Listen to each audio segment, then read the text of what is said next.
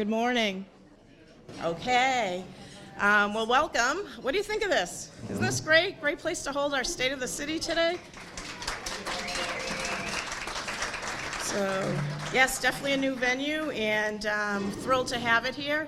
Certainly it's, the casino. It's an exciting event venue. If you haven't come here to play some games, make sure and do that. They have great food as well.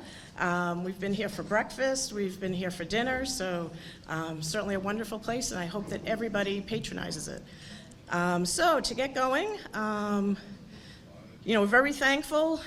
We have a great city and community here in Rochester with great leaders that we get to work with every day, as well as great elected officials, city staff. We are very fortunate. They put on some great programs and have done some wonderful things in the community that we get to boast about. So how about a big round of applause for our city?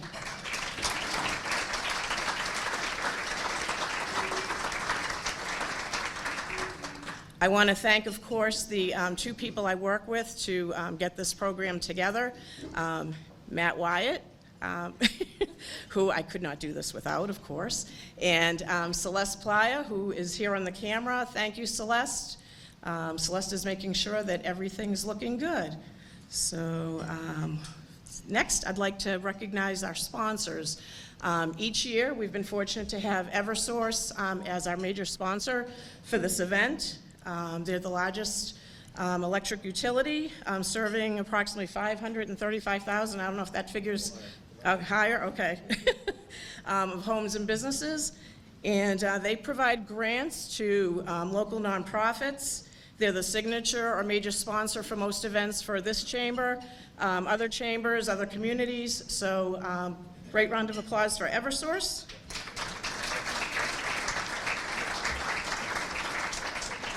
And to say a few words, I'd like to introduce Bob Coates, who's the President of Operations for Eversource. Bob? Thank you. Good morning. Now, which one do I talk into? All right, thank you. Thank you. Good morning. It's great to see everybody this morning. Thanks for joining us, and a lot of familiar faces from the event this spring with the State of the State from the governor. So thank you for the elected officials attending today, as well as the public officials. We're really proud to sponsor and underwrite the sponsorship for this event again. We remain committed to corporate citizenship as a cornerstone of our business. Our relationships with the cities, and especially the city of Rochester, and the organizations and businesses that are here are an example that other communities should look across the service territory. We've worked very hard to upgrade our distribution system, substations to manage summer peak loads, trimming trees, to make the system more robust and reliable. We've even seen, even with the drought conditions going on, trees are living organisms. There's limbs falling on blue sky days as the trees struggle to survive in the drought conditions. The weather has been a challenge for this year. We've already responded to over 30 storms. Do the count, that's about one a week. And we're there to make sure that the power is safe, reliable, and affordable for our customers. I do want to take a moment to congratulate and wish Laura the best and Tanya the best as they go through the transition. Transitions are tough. Transitions represent challenge and opportunity. And I know the team here, the Rochester Chamber, will do a great job. We're working through transitions ourselves. As you know, we've had a rate energy supply increase. Eversource, not in generation anymore. We're just a delivery company, the UPS of electricity. But we recognize that supply constraint in the transmission and energy world makes for risk, and that risk comes out in the evidence of increased rates. So we're working hard to make sure that we can support supply and diversity of supply across the region. In addition, we have a distribution rate case out there, and we've proposed a new construct for our rates, called performance-based rates, that create more transparency, more accountability, more cost control, and frankly, we promoted it because it does levelize future rate case increases. It gets rid of the sticker shock and the big elements, and it actually eventually lowers those as we try and make sure that we provide, again, safe, reliable, and affordable energy for our customers. To that end, to the customers, we're still supplying forums to make sure people can manage their electric bills. We have some of the online webinars as well as the Let's Talk Energy seminars. In addition, we have activities that we're supporting through the New Hampshire Saves program so people can leverage the conservation measures, whether it's in their residence, their homes, or their businesses. It's all really down to the three key tenets. First off is safety first and always. We want the system to be safe. We want it to be robust and reliable. And we want it to be as affordable as possible, and we're working hard to control our costs to do that. So my thanks to Laura Ring and the Rochester Chamber for organizing the event, and we look forward to hearing from you and our friends at City Hall. As always, we're here, and we'll stay around to answer any questions. So have a great morning, and thank you for the opportunity. Thank you, Bob, and thank you again to Eversource. Next, we wouldn't have this event here this morning if it wasn't for the great staff and crew here at the Lilac Club Casino. I want to thank a few people. I know I've been working with Stephanie Hilton, Shannon Bissonette, Will, a few people, and of course, the Chief Operations Officer here at Lilac Club Casino that I'd like to introduce, Eric Barbero.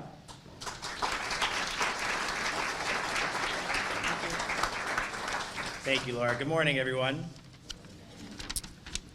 On behalf of Lilac Club Casino, I want to welcome everybody to this year's State of the City, hosted by the Greater Rochester Chamber of Commerce and co-sponsored by Eversource and us here at Lilac Club Casino. It's an honor to be here in front of you guys today.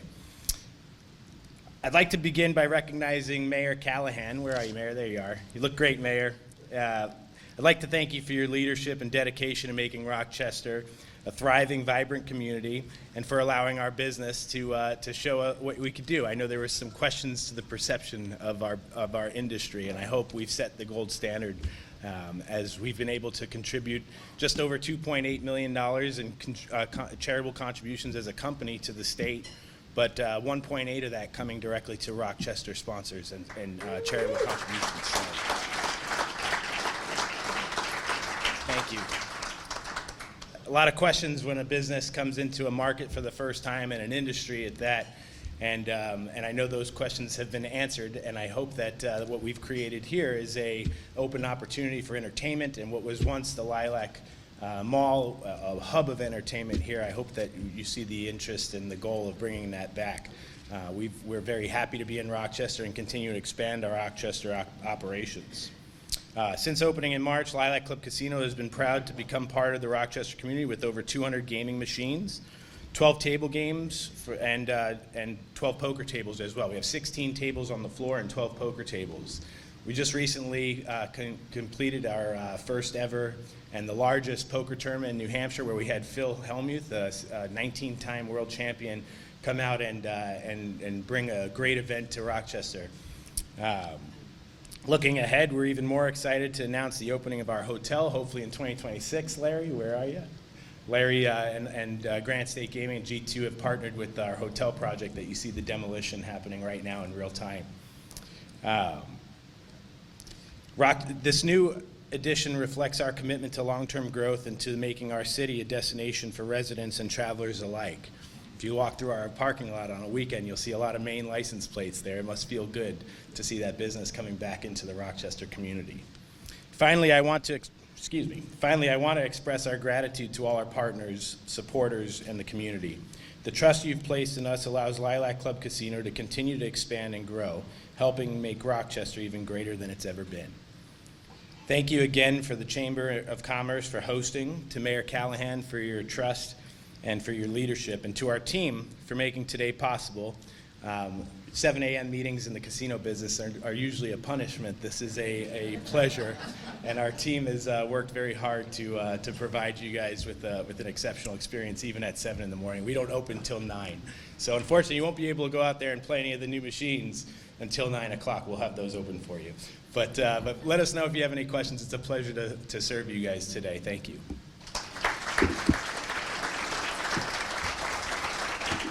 Thank you, Eric.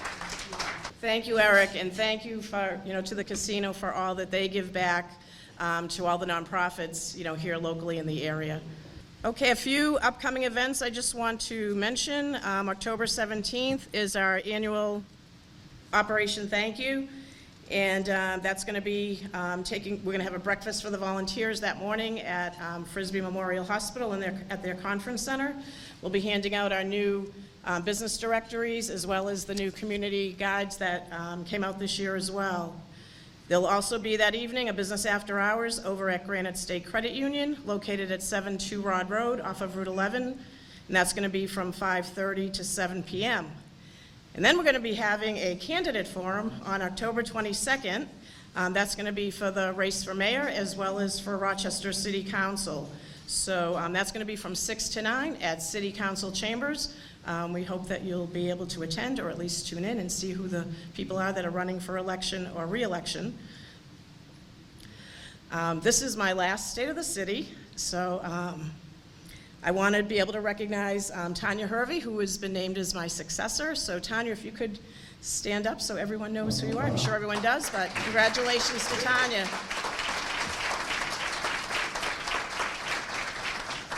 Congratulations, she's going to be great. And also, again, I'm very thankful to the city. I'd like to introduce our speakers at this point. And our first speaker is going to be Mayor Paul Callahan to begin our program. And the mayor will not be seeking re-election this next term. So thank you, Mayor, for the 2 terms that you've served the city very well. And congratulations to you on retiring from city politics, but I have a feeling we'll probably see you again. So, without further ado, please join me in welcoming our mayor, Paul Callahan.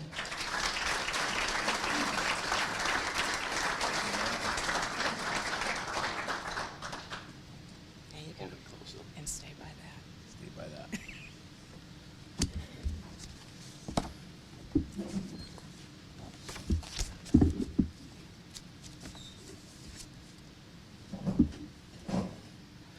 Well, good morning. Certainly it's certainly exciting to be up here. One of the best things about being mayor is get to come up here and actually brag about what's going on in the city and give you the facts versus some of the myths I hear my other sources. First of all, I want to thank Eric, G2 Gaming, and the staff here at Casino for hosting this. It's true, when they came to meet with us about 3.5 years ago, Eric, I was a little skeptical. And he made me with my police background. I said, but we did our due diligence. G2 Gaming had some great facilities in Pennsylvania, so we reached out there. And their community that they were located in Pennsylvania said they are top-notch. They work incredibly well with the city, and we're so happy to have them in our community. And they also were voted the best company to work for in the state of Pennsylvania. So I want to tell you, when they built this facility, obviously this was a tired mall. You didn't see many cars here. They certainly have turned that around, and they have beaten our expectations. So I want to thank Greg, Eric, and the staff at Casino for running a top-rate organization. Thank you, Eric. In the chamber, you heard Bob from Eversource mention that. It's true. We have a phenomenal Rochester chamber.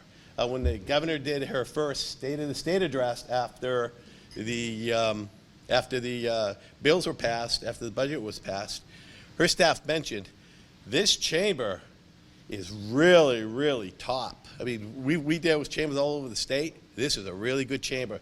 So thank you, Laura, for the work you've done. Obviously, you recognize throughout the state for what you do. And you've done a tremendous job over the last 30 years. And I know Tanya is going to take the torch and run with it. Great work, Laura.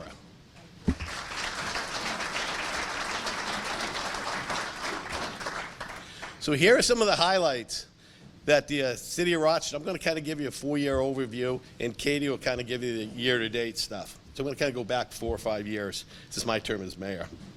Focus on economic development. Economic development is crucial to improving living standards, reducing poverty, and fostering sustainable growth, ultimately leading to a better quality of life of our residents.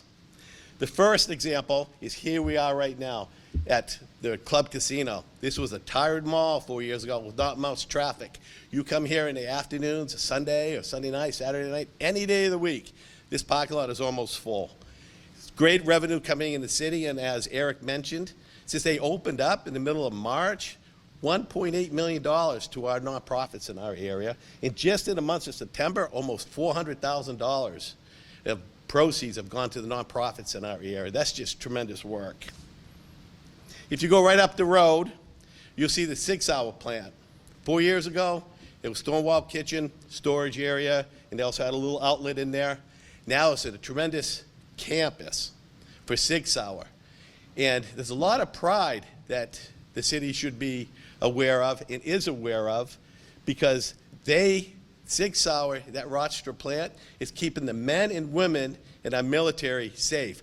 They are specifically making all the rifles and machine guns for all branches of the service in our country. That's what they're making up here in Rochester, New Hampshire. Look at the up by Sky Haven, we have the Grand Estate Industrial Park. In the last 5 years, we've seen the opening of Prep Partners, the regional headquarters of Pella Windows, LDI, which is run by a local company, and the continued expansion of Albany International. If you notice I said international, their international headquarters is in Rochester, New Hampshire. What they do is they make these top secret propeller pieces for the military and our commercial airlines, and they also make propeller pieces for the supersonic missiles for our military. They are located in 13 countries, and they have 33 offices throughout the world. Their research and development is here in Rochester, New Hampshire. And what's kind of neat about that company is they do a phenomenal job in recruiting local engineers. They go to UNH and they recruit the engineers. So we have UNH students, local students, that are coming and working here in our city. That's just excellent work. We have the 10 Rod Road Industrial Park. It's one of our first industrial parks. We've seen Lars Heating. They continue to expand. Again, if you're ever in Disneyland or in Orlando, all their equipment is made here in Rochester, New Hampshire by Lars. And we continue to see the growth of Eastern Propane. I believe they're the second or third family-owned gas oil company in New England. And let's talk about Route 11, the expansion of the Ridge. Last year, 5.9 million people visited that center. The average stay was 50 minutes. The myth that all our retail shopping happens in Portsmouth, Newington area is false, folks. It happens here in Rochester, New Hampshire. And you will soon see the construction on Phase 2 going on. And again, that's another world-class top-rate operation that's here in Rochester, New Hampshire, that when it's done is going to bring tremendous amount of revenue to the city. One of the impediments to our economic growth throughout the state over the last 5 years has been affordable housing. It's consistently the biggest impediment to economic growth over the last 4 years, but Rochester's shown a way in how it can be done. And I'm telling you, this is not lip service. In the last 4 years, we have over 450 units of affordable housing that are in various stages of development. Governor Sununu, in his last 2 State of the State addresses, recognizes Rochester as leading the way in affordable housing. Governor Ayotte ran on affordable housing being one of the top issues. And during her debate, when they asked her, how are you going to attack the affordable housing unit? She says, I'm going to use a Rochester model and push that through the entire state. And during her inauguration address, she also mentioned Rochester leading the way in affordable housing. And she followed up by naming Mike Scaller, our economic director, as the chairman of the New Hampshire Housing Finance Authority. I don't know if Mike's here. He's probably over at the craps tables or... Oh, no, here he is in the back. Good work, Mike. And some other of the affordable housing units, Elm Grove, they have about 150 units. And they're located, they have Country Brook Estates, which is affordable housing. That's about 100 units. And they're going to be opening the Rapids on the Cachiko which is 55 units in just a couple of weeks. Apple Crest on Route 108 and Rochester Hill Road. Easter Seals. Easter Seals is a great example of affordable housing for folks 55 years and older, and also our veterans. And we actually worked as a financial agent to help that project become a reality. In the Gaffney home, that's run by Stratford Community Action Partners. That's a beautiful mansion right up the street here on Wakefield Street. Beautiful mansion, it's 21 units, affordable housing for folks on a fixed income that are 55 and older. We got to talk about downtown redevelopment. If you walk downtown Rochester 4 or 5 years ago, and you walk it tonight, or you walked it last night, it's a heck of a lot of difference. There's a lot of positivity in Rochester right now. Just take a look downtown, and you'll see updated storefronts, new businesses, with more on the way, and you'll be seeing young families making new memories. The key to a successful downtown is you must have a residential base that supports and drives commercial and retail section, creating a sense of community and enhancing the quality of life of our residents. We have realized, I know our finance director doesn't like it when I say it, so I won't use a direct number, but we have realized tens of millions of dollars in private investments in our downtown over the last 4 to 5 years. Take a look at the Chinburg building. Here's a few examples. Chinburg building. The Founds Mill apartment complex that's down behind St. Elizabeth Seton School. The Howard, which is a 7-story apartment building downtown. The old Rochester Bank and Trust was renovated by, I don't think he's here, that was renovated by Norm and Stacy Vetter. That's where Sinkles is. And on the horizon, next year or so, you're going to, actually this year, at the end of this year, you're going to see the 1875 house. That's an historic building at the corner of Columbus and South Main. Now it will be a 55-room boutique hotel, and it's going to be opening up later this year. The St. Elizabeth Seton School property, when that's developed, it's going to include a boardwalk along the Cachiko River. The purchase of the Care Pharmacy building, that's at south end of downtown, that's a tremendous opportunity. The old Robbins Auto behind the PD, that should be under, that's in front of planning recently, and that's going to be in the works really soon. In the historic Rochester Courthouse, that'll be in the hands of Rochester next year. The top priority of government is, and it's true in the city, is the protection of our residents. Our dedicated first responders risk their lives every day to keep us safe. I want to thank Chief Boudreau and Chief George. They're here now for the work you do with the fire departments and police departments. Thank you. Thank you.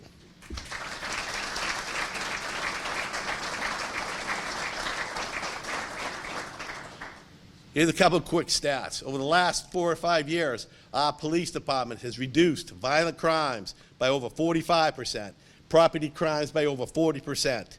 Our fire department continues to be recognized as one of the best trained and professional fire departments in the state. I'm proud that the City Council has invested in our first responders with state-of-the-art equipment that keeps our residents safe and keeps our first responders safe. And we've partnered with Frisbee Memorial Hospital to provide our ambulance service. Their EMTs are trained in advanced life techniques. So what that means, if you're having a catastrophic event, they can inject you with medications to save your life immediately. I don't have to tell you that a few seconds, just seconds, matters from life or death or suffering catastrophic consequences. Public health. I know Tom Bowden, the CEO of Frisbee's here. Tom just started in February. In today's complex healthcare environment, community-based hospitals face ongoing challenges. Maintaining fiscal sustainability while providing exceptional patient care. Rising costs, declining reimbursement rates, and increased regulatory demands have left many hospitals walking a financial tightrope. I'm pleased to tell you today that Frisbee Memorial Hospital It's now a financially stable hospital. 4 or 5 years ago, there were a lot of questions, what's going to happen to Frisbee? So what's the benefit of being a financially stable hospital? Because 33% of the hospitals in this country are not financially stable. Why is it important? They can invest in state-of-the-art medical equipment. They can attract talented doctors, and they can provide more community-based healthcare initiatives. In the last 4 years, HCA has made more than $50 million in capital improvements to Frisbee to improve Rochester's health care. And here's some of what those capital investments are. A new 19-bed inpatient acute rehabilitation center for patients recovering from serious illnesses such as strokes, spinal cord injuries, and other trauma. A new breast imaging center offering 3D mammograms and bone density screenings, advanced MRI technology, improved mental health services, including renovated geriatric psych unit, a new outpatient partial hospitalization program that improves access to behavioral health services, behavioral health pod in the emergency room, in new state-of-the-art emergency rooms and improved recovery rooms.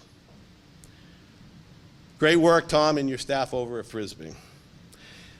There are some issues that we're still facing in Rochester that we've dealt with, and the first one that I want to talk about is a homeless issue. That's the number one way to tackle the homeless issue is creating more affordable housing units. And I've mentioned before, we're doing it here in Rochester. We have over 450 units in various stages of development. The city spends well over $1 million a year to address this issue. We support the Willen Warming Center in Somersworth.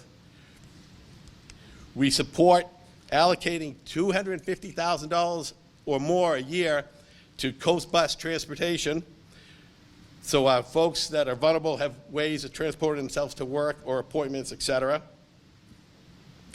We have a community outreach facilitator that actually works with the police department and goes into the encampments and talks to these folks one-on-one, offering them services, offering them the help, etc. In 2024, we invested through federal monies $300,000 to sustain the operations of the Home for Now shelter that's on Washington Street. It's now a 24/7, 365 operation for families. Since that investment, Home for Now has provided temporary housing for 53 adults, 58 children, 38 families, and it's a model for the state to follow. Families stay there an average of 91 to 180 days, during which they're assigned a resource advocate who works with each member, each household, to set and achieve individual goals. Common goals include securing employment, accessing health care, obtaining identification such as a driver's license, and establishing banking and budgeting, and applying for permanent housing. So how have they done since that investment? 14 families have successfully obtained and retained permanent housing. In addition, this shelter has been recognized in the state as a model to follow. They have a certificate of excellence as the second highest rate of permanent housing placement for our veterans. Let me say that again. The second highest in the state for finding permanent housing for our veterans. Certificate of excellence of having the second highest rate of second highest rate for improving clients with income. So when they come in there with maybe a lower paying job, they're leaving with a higher paying job. Second highest rate in the state. Great work. I know Betsy's here. Great work, Betsy, with Stratford County Community Action Partners. Excellent. Thank you. These results demonstrate both the resilience of participating families and the effectiveness of Stratford County Action Partners targeted support model. Here's the fun stuff. Taxes, property taxes. As you all know in Rochester, we have a tax cap. Over the last 4 years, we are $10 million underneath that tax cap. If you ever watched a city council meeting, not all city councils, but if you went back and watched, don't do it, but if you went back and watched 10 years, you'll see that some councils said, hey, we're $230,000 underneath the tax cap. What do you want to spend it on? This council, over the last 4 years, has worked to keep the taxes low. Let me put this in perspective. This is a big myth out there. Granted, with rising costs of food, electricity, and so on, it's tough for working class families to survive. But let's put this in perspective. Rochester's tax rate right now is $14.85. The median home, I went on Zillow and got these numbers this morning from all three. Rochester, the median home average is about $400,000. So the average tax rate, the median tax rate in Rochester is $5,821. Dover, which is the same size as us, a few hundred less, depends what census you look at, but we're about the same size. Their tax rate is $18.17. The median home price in Dover is just over $500,000. The average median tax for Dover is tax bill for Dover is $9,664. That's $3,800 more a year than Rochester. That's $300 more a month you pay in taxes for the same house. And in Derry, the median house, Derry's the same size as us, the median price for a house is just under $500,490. Their tax rate is $18.99. The median tax bill is $9,158. That's $3,300 less than what you're paying in Rochester for probably the same house. So, what have we done in Rochester? One of the complaints we get, I'm gonna try to end on a good note. One of the complaints we get is, you don't communicate well with the city. We do. We have the Rochester Post.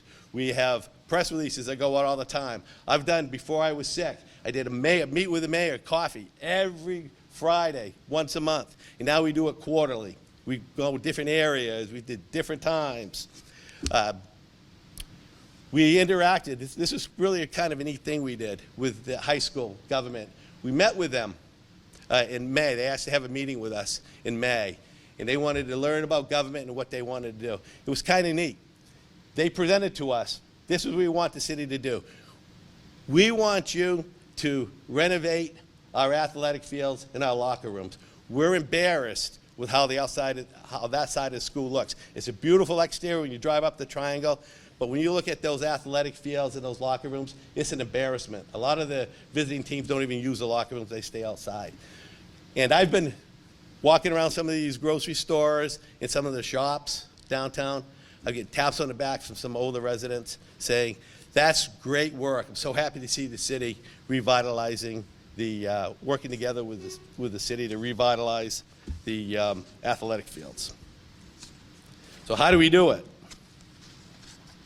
These results highlight the city's commitment to responsible fiscal management. Through careful planning and collaboration between the city manager, the schools, and the state of New Hampshire, the city of Rochester continues to provide premium services while keeping taxes low as possible for residents. Delivering budgets that comply with the tax cap ordinance, and they are below the CIP, the CPI, Community Price Index, Cost Price Index. So I want to thank you. I tell you, it's the best thing I ever did being mayor here, and I loved it, and thank you for everything.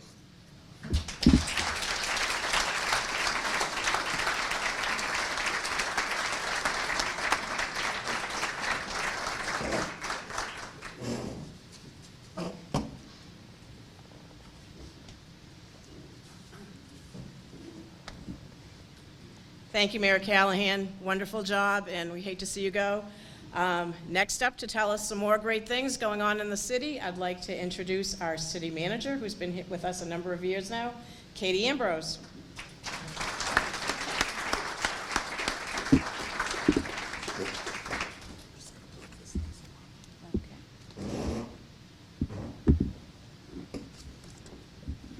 Thank you, Laura. Thank you, Mayor Callahan.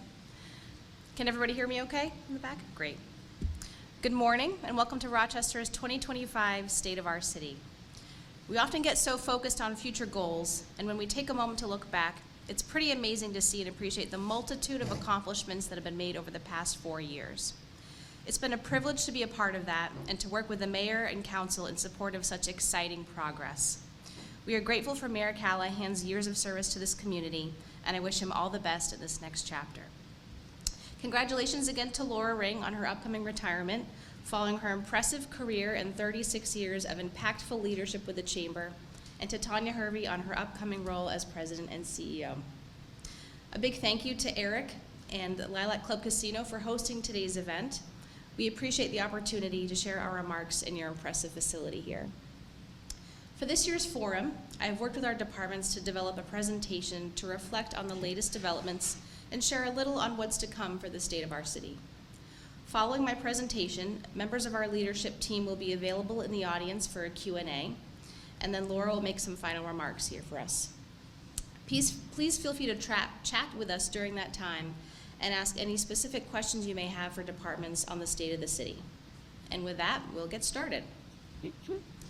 As I've been looking back since last year's State of the City, and as we prepare for the coming year, something that keeps coming to mind is the concept of growing together. I've been privileged to serve the city of Rochester for over 6 years now, and something that I really appreciate about this community is the understanding of the value of partnerships and how much stronger the city can be when we roll up our sleeves together in service and towards shared goals. The city and its leadership, along with nonprofits, neighboring municipalities, service organizations, local businesses, the state of New Hampshire, and volunteers are all hard at work in an effort to make our city thrive, to develop, and to grow together as a community. And those partnerships, much like Rochester itself, continue to grow and strengthen. You've heard in recent years that the ongoing hard work and strategic investments made by council, staff, and the community have resulted in measurable, sustainable growth in Rochester. And today's data across multiple indicators demonstrates that Rochester's growth continues to advance, and we are a desirable destination and are attracting significant investment. Rochester's population has grown 5.14% over the last 5 years to 34,187, which has exceeded projections and sets us on a trajectory to reach an estimated population of 37,000 by 2050. Household income has remained steady, and the rental vacancy rate remains very low in Rochester at about 1%. Multiple new businesses have opened since the last State of the City and are in or near our downtown, including this one here today. An exciting indicator for hospitality growth is the redevelopment of the 1875 house for a 55-room hotel right in our downtown, which is scheduled to open in the coming months. And prior investments in our downtown are beginning to see strong returns for our taxpayers, with over $4.3 million in new assessed value being added this past March through RSA 79E projects, totaling $5.7 million in new assessed value through 79E to date. Over 170 units were created in the downtown area over the last 5 years, with hundreds more in the pipeline. Over 60% of anticipated new units will also be age-restricted or affordable. And there is now an exciting public partnership between Rochester, the state, and a private developer for a new 52-unit income-restricted affordable housing project on Wadley Road. Our planning department this year received over 258 applications. 11 of those were for residential subdivisions and 9 were for site plans. 26 new lots were created for residential uses. We have 8,710 square feet of new commercial space, dozens of home occupations, dozens of cases of reuse of existing spaces, and the reopening or expansion of several pre-existing businesses, plus 4 new commercial lots were created. For building permits, the number of permits issued this past year in Rochester for single-family units, manufactured homes, and multifamily units have exceeded the levels of the past 2 years. And the corresponding value of those permanent projects has also exceeded prior years. indicating growth in high value and quality investments here in the city. That's the next slide. Perfect, thank you. My trusty assistant over here. Stenographer.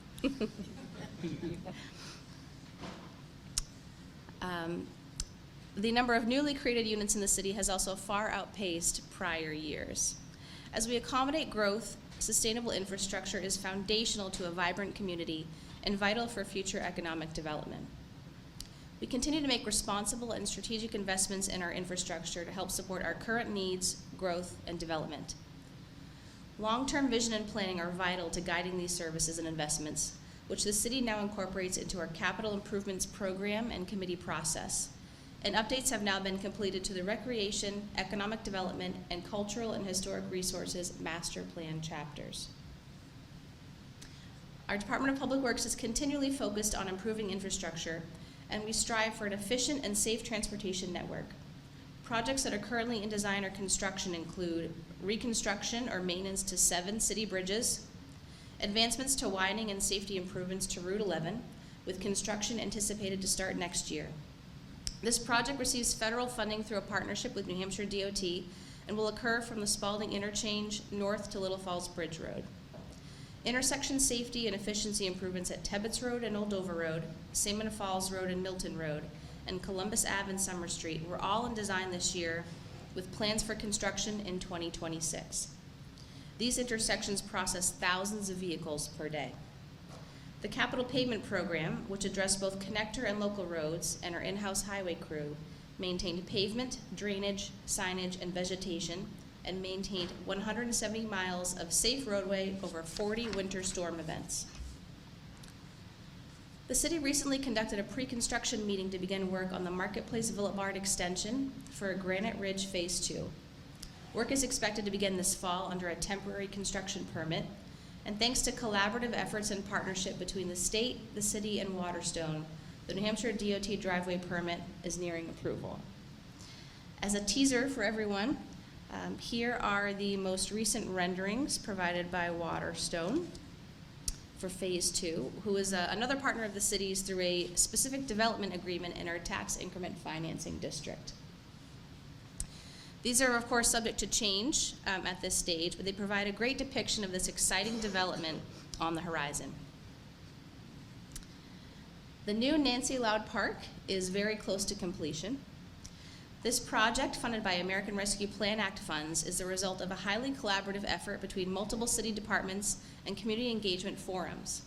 If you haven't already, I encourage you to take a drive by and take a peek at this upcoming vibrant park. The Union Street parking lot reconstruction project is well underway. It is anticipated to be substantially complete this year and reach final completion early next year. This project will significantly improve traffic flow and efficiency, pedestrian safety, stormwater treatment, and help beautify our downtown.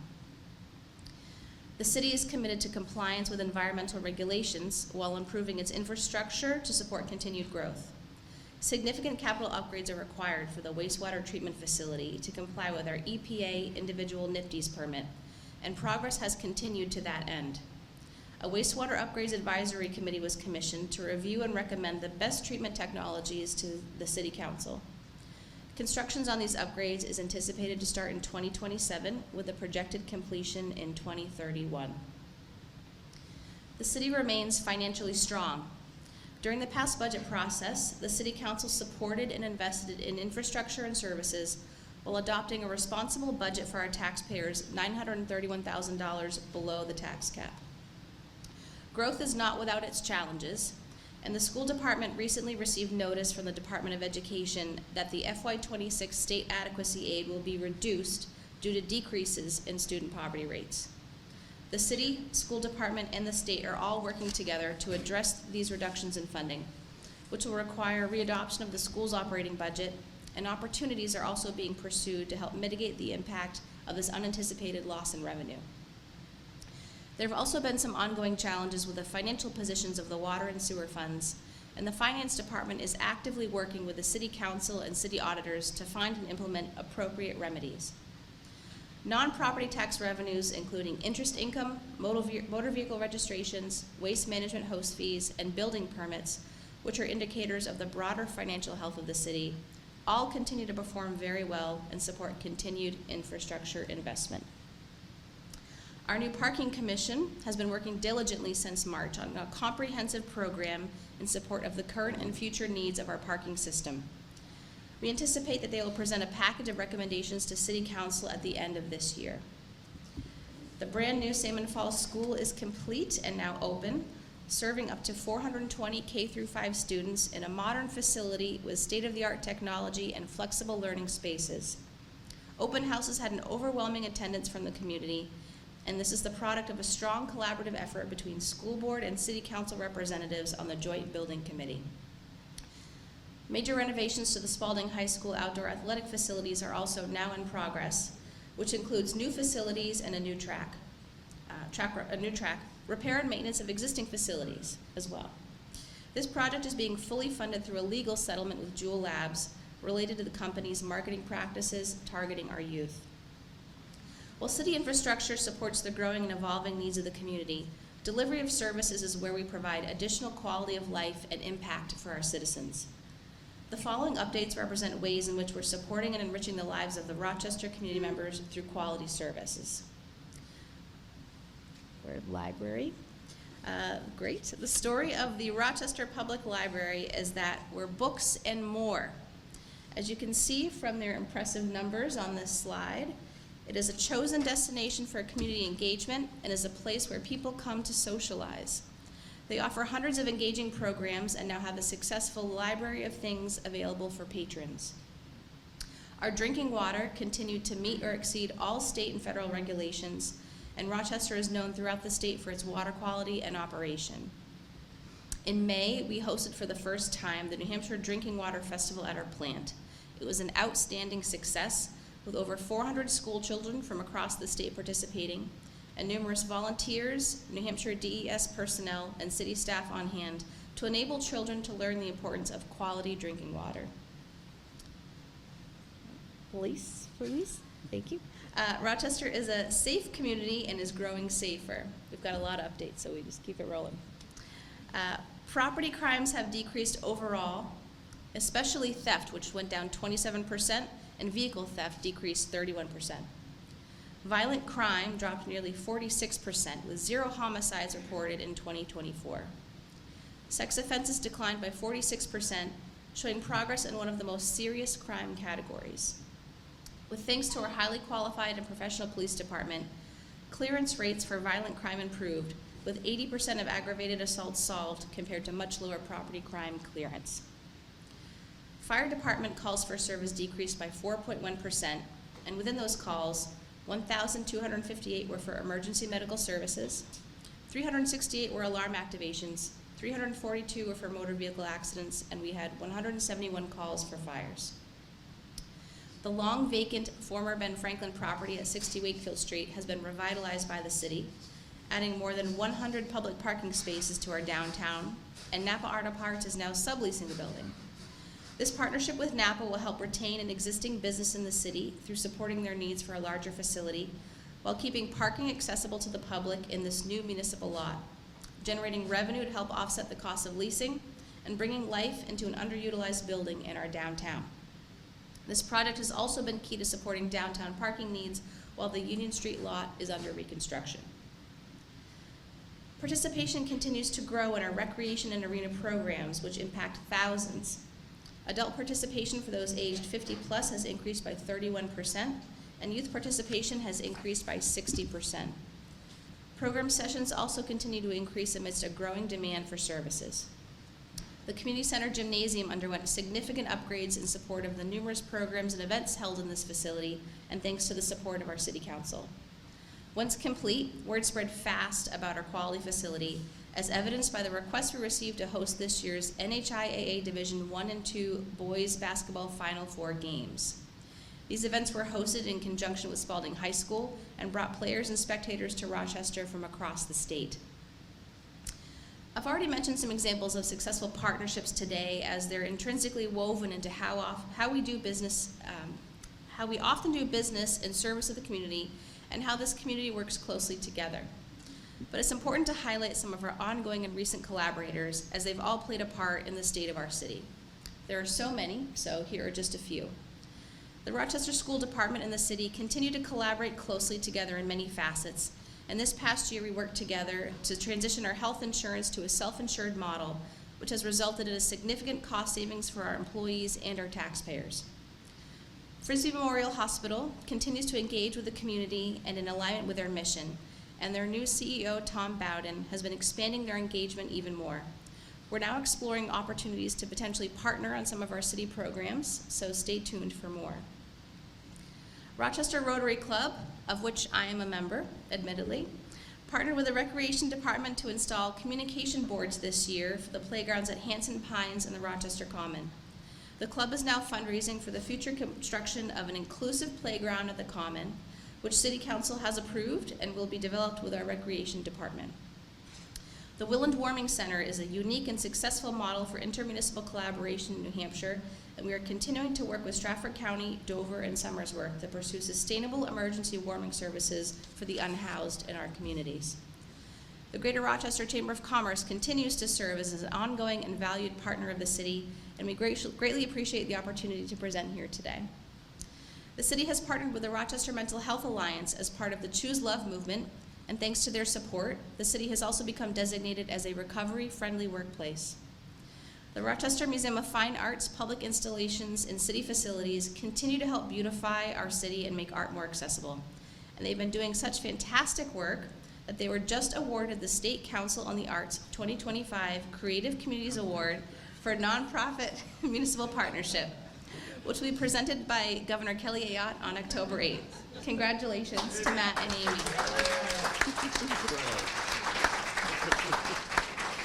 We were pleased to help Eversource and the Arbor Day Foundation host an Arbor Tree giveaway at the Ice Arena, which promoted sustainability and distributed more than 100 trees and shrubs to Rochester residents. Our arena and staff also partnered with the Share Fund to host a successful Bruins alumni fundraiser game. And finally, the Rochester Economic Development Commission hosted the 2025 Seacoast Manufacturing Exchange at Lars Heating Systems. The event featured networking, collaboration, and a panel of state economic leaders with Governor Kelly Ayotte highlighting New Hampshire's commitment to workforce development, business growth, and fostering the state's manufacturing strength. Rochester is strong, growing, and rising to meet our evolving needs and challenges thanks to the focused and concerted efforts of the city, our partners, and our collaborative community spirit. We have many exciting projects and initiatives in progress, so we'll end on a snippet of what's to come. You can expect more details and developments in the coming year on the redevelopment of the former St. Elizabeth Seton School, which will involve components for affordable housing and the Riverwalk. The Care Pharmacy parcels, you'll also hear more on those, and the relocation of the district court. Soon we will have an election and a new mayor, and the Chamber will be hosting their Engaging Candidate Forum later this month. And the Public Information and Community Engagement Office will also be releasing a new communications offering. In the coming days, you'll see a new video series broadcast and also available on demand to briefly introduce voters to candidates for elected offices. I say this every year, but I remain incredibly proud of our city employees.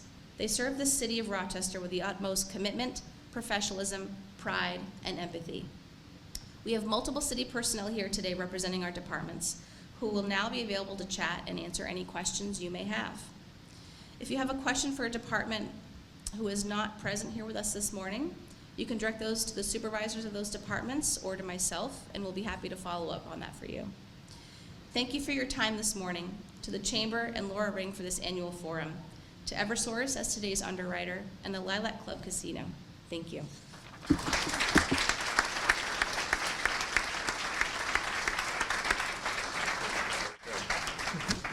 Okay, so in closing, I would like to just thank people again for their support of this event, Eversource. Thank you so much. Also to Lilac Club Casino and the crew here. Thank you for all your help in putting this together and for having this great event for us. Also, I want to thank Celeste again, Playa, for taking care of the camera for us today and making sure that all is good. Matt Wyatt, of course, always. You know, I love working with you. To our speakers, and as you can see, I'm just blown away listening to everything that's going on here in the city and that's been happening. So again, please, a great applause to our city leaders. Thank you so much. I'm so proud to be part of this community.